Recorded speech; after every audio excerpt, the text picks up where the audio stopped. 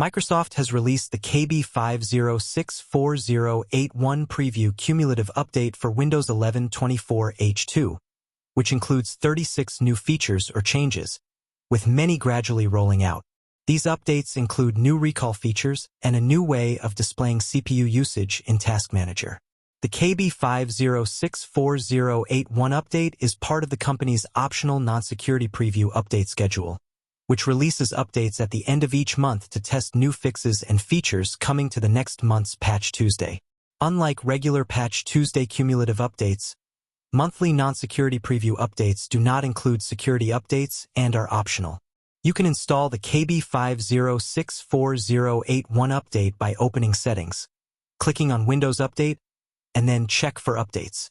Because this is an optional update, you will be asked if you want to install it by clicking the Download and Install link unless you have the Get the Latest Updates as soon as they're available option enabled, which will cause the update to automatically install.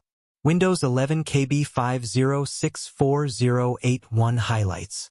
Once installed, this optional cumulative release will update Windows 11 24H2 systems to build 26100.5074. The August 2025 preview update features numerous new additions that are gradually rolling out, including an updated method for displaying CPU workload metrics in Task Manager. For years, Windows Task Manager's Processes tab displayed CPU usage using a processor utility metric, which could display confusing or incorrect results.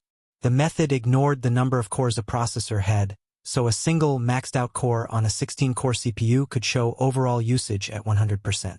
It also compared workload against the chip's base clock speed rather than its actual operating frequency.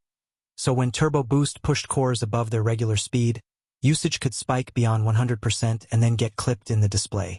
These quirks meant the numbers shown in the Processes tab usually did not match what was displayed in the Performance or Users tabs, or within third-party monitoring tools.